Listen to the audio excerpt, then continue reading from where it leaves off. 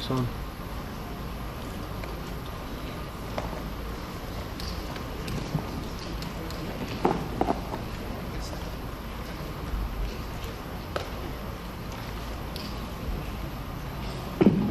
Bismillahirrahmanirrahim. Colleagues, on behalf of the ASEAN colleagues, I would like to warmly welcome Secretary Blinken back to the ASEAN-US meeting. In the last 3 years, we have accomplished so many things together to enhance the ASEAN-US cooperation for the shared interests of our region and the world. We have successfully elevated our relation to a comprehensive strategic partnership at the ASEAN-US Special Summit in May 2022, resulting in the joint vision statement as a guiding compass for our partnership forward. In the same year, we also established a commitment to advance EV ecosystem in the region, the first of its kind for ASEAN. Last year, the US also cemented their support to the AOIP through ASEAN-US Leader Statement on cooperation on the AOIP, fostering our cooperation in the maritime, connectivity, SDGs, and economy. Finally, we have established the ASEAN-US Center to propel our cooperation in public-private partnership in which new sectoral cooperation are created.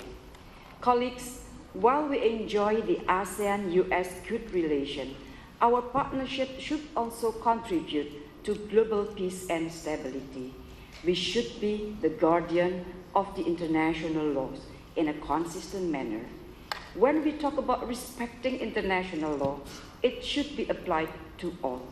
It should be applied in Ukraine issue, South China Sea, and certainly for Palestine. In Palestine, for example, we cannot continue closing our eyes to see the dire humanitarian situation in Gaza.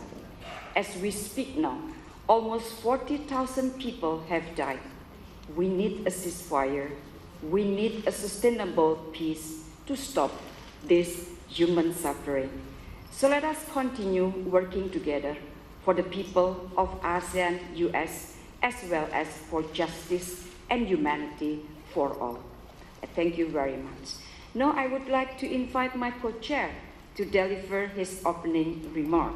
Secretary Blinken, the floor is yours. Retno, thank you so much. Thank you for your partnership as the U.S. country coordinator for these past 3 years. Thank you for your friendship. We're grateful for it. I'm personally grateful for it. We have seen an unprecedented expansion of ASEAN-U.S. cooperation. It could not have happened without Indonesia's support.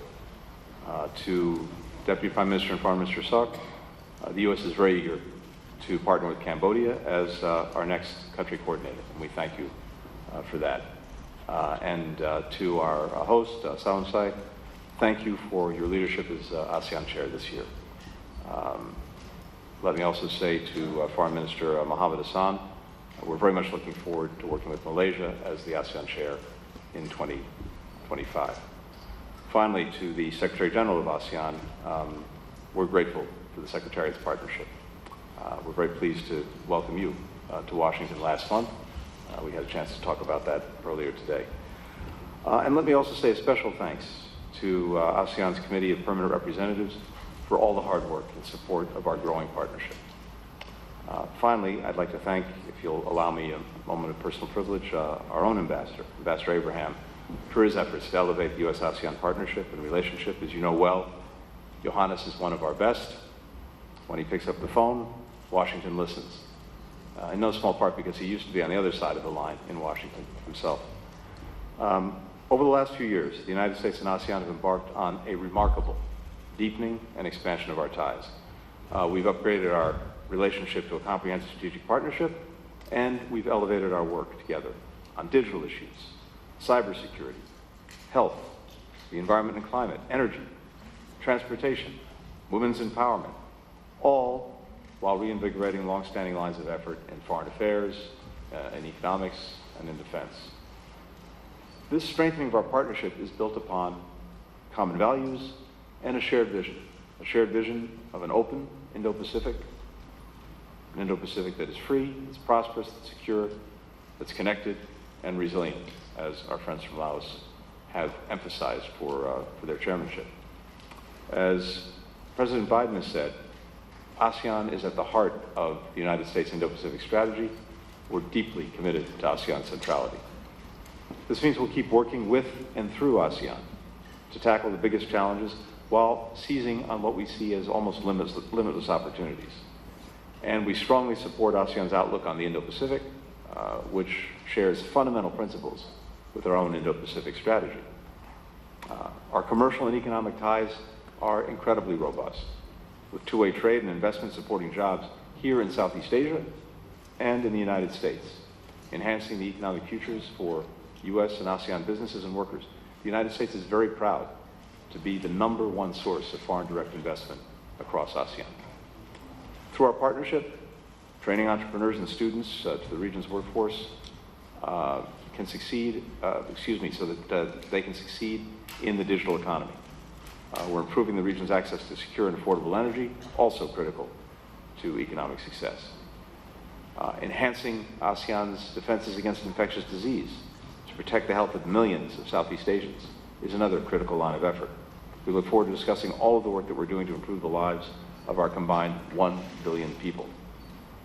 As we take stock of this affirmative agenda, we also have to work together to address challenges to this shared vision, whether it's Russia's illegal invasion of Ukraine, the DPRK's nuclear weapons and ballistic missile programs, the ongoing and heartbreaking crisis in Burma, or the PRC's escalatory and unlawful actions taken against the Philippines in the South China Sea over the last few months. On that, we are pleased to take note of the successful resupply today, the second Tom the Shoal, which is the product of an agreement reached between the Philippines and China. We applaud that and hope and expect to see that it continues going forward. Finally, while it is far afield, we recognize the impact that the crisis in Gaza is having on so many people around the world, but first and foremost on those who are suffering its consequences every single day.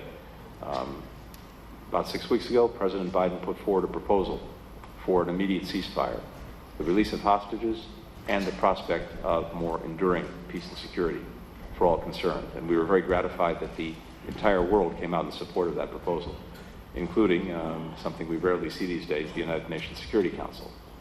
We are working intensely every single day to bring that proposal to a conclusion so that we get the ceasefire, we get the return of hostages, we get a path to more enduring peace and security. We're grateful for the support of so many countries around this table for that effort, and we're determined to see it over the finish line.